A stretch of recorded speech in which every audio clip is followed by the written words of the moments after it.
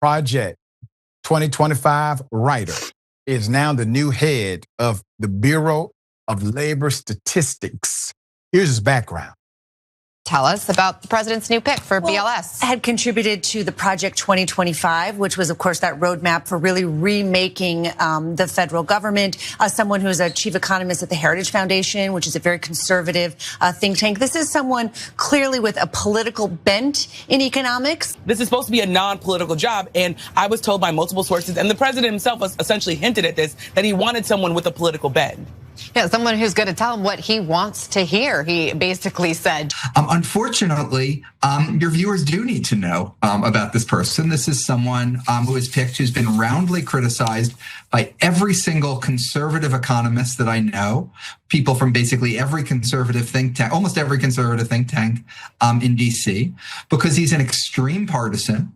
He is not someone who has any technical understanding of these data, not someone with any management experience. Most people, I think in both parties, agree there's something wrong with the methodology. The data collection is not what is allowing them to get accurate data. We can argue about the person.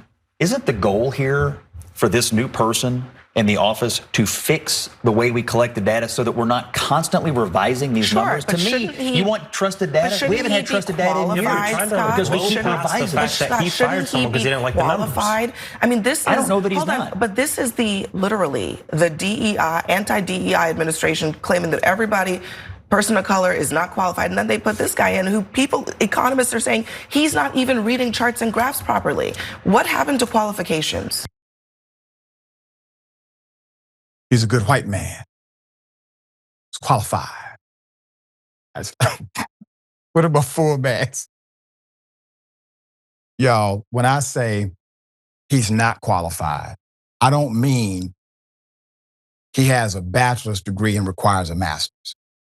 I mean, the man cannot read a basic economics chart and interpret the data via quantitative interpretation. He can't do it. He's never taken the class to do this. He doesn't have the expertise. And I really need people to stop calling him an economist. He is a self-proclaimed economist. He is not an economist at all, under no stretch of the imagination. The reason why he has a level of gravitas is because he's so not an economist that actual conservative economists have responded to him to say he's no economist. So he gets famous on this. All right, let's get into it. So Donald Trump announced Monday that he planned to nominate EJ Antoni, the chief economist at the Heritage Foundation. What? Okay, let's put it back up. He's now the incoming new commissioner of the Bureau of Labor Statistics. He said that BLS should halt issuing the reports. This is what the new appointee has said, which are widely relied upon by economists, the Federal Reserve, Wall Street, and other businesses to gauge the state of the economy in close to real time until its methods can be improved to limit subsequent revisions. This person is a contributor to the very biased and racist 2025 policy rubric, has been a long time skeptic of BLS data. His planned nomination comes after Trump fired the former commissioner hours after a weaker than expected jobs report took place on August 1st. Trump said without evidence that the jobs report for July was rigged in order to make the Republicans and me look bad. Multiple former BLS commissioners said that after the director's firing, that the head of labor statistics does not have a role in compiling the jobs report and is only briefed on its figures shortly before it is released to the public. You know, that actually makes sense. It's kind of like any other job where you happen to be a director and individuals are working to crunch the numbers and the data. You hire qualified individuals to understand the nuance of the data. You utilize a standard interpretive approach, and then you provide a briefing to the director prior to public release. Common, routine. You can use a U3 rating system, a U6 rating system. This is all within the contextualization of the statistical norms of that office. So what has to happen in order for Trump's plan to work? You can't just hire the commissioner. The commissioner now has to either A, fire individuals who are unwilling to lie, or B, he is going to co-opt folk to start manipulating the data. One or the other. Trump will not be involved in this, at least not publicly, because he's hired his guy and he knows the assignment, believe me. Here we go. In that report, the BLS reported that the US economy added just 73,000 jobs in July. The agency also said it had revised the May and June numbers and that they turned out to be lower than previously announced by more than 200,000 jobs. The BLS data and that of other US statistics agencies have so far been considered the gold standard globally because historically, those government entities have been allowed to operate with little to no political interference. Jason Furman, who served as chairman of the Council of Economic Advisors in the White House under President Barack Obama, said Monday that EJ Antoni is completely unqualified to be BLS commissioner. He is an extreme partisan and does not have any relevant experience. End quote.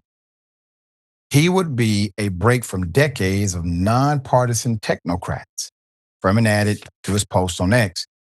As chief economist of the Heritage Foundation, this individual has written a number of pieces for the think tank that are highly complimentary of the Trump administration.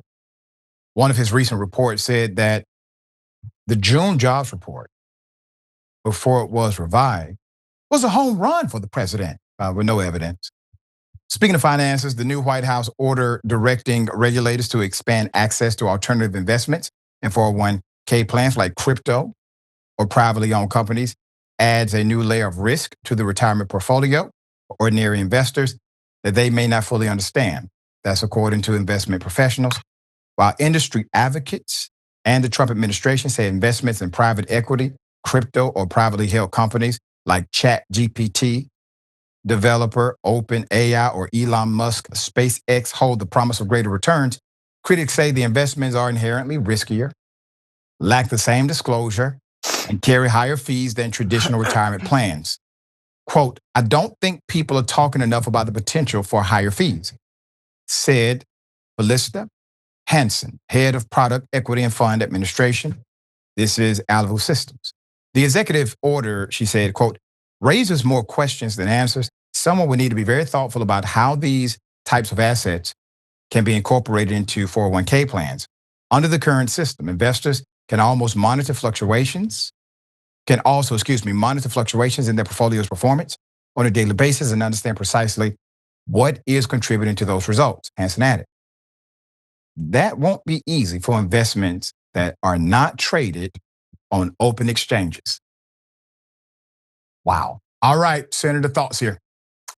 You know, Doc, and to the audience, I'm just channeling movies today, but in The Wiz, the Wicked Witch of the West had a theme song.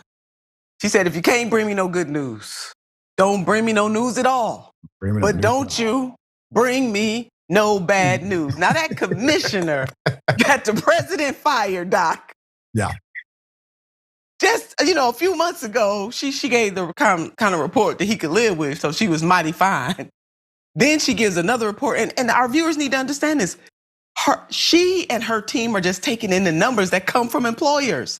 Yeah. And it is normal to make adjustments as new data presents itself. So guess what? This new guy, and I need a new title. I'm feeling a new title coming. I want to be a self-proclaimed economist too. I want You can. Senator Nina Turner. You can do that now. Comma. Yeah. Chief economist. Chief economist. Chief economist. And Abby Phillip hit the nail on the head. Okay, y'all want to talk all this DEI? This is DEI from the beginning of time type of DEI in the United States of America. Okay, this is the original DEI. The only prerequisite that this man needs is to speak highly of the current president, and baby, you in like Flynn. Let me tell you what's gonna happen, Doc. They're gonna stop putting out the numbers because as you laid out, real professionals within that division, they're not gonna give wrong numbers. And That's so right. and this guy's already been advocating for in his other capacity at the Heritage Foundation for not putting out numbers at all. So either he ain't gonna bring no good news, or he not bringing no news at all. Yeah. Yeah. but he ain't bringing no bad news. That's right. And there's an easy check and balance here that even the reporters did not ask the president about. You see, states assist with compiling that data. You have a state labor department or a congruent office that will determine labor dynamics and statistics within a state context. If these numbers are off, your state, or Republican states in particular, they could jump up right now and say, oh my goodness, let me tell you why those numbers are off, because our state showed this, but this is what the numbers really were. None of them are saying that. The reason is because, Trump lying. That's why. Real simple.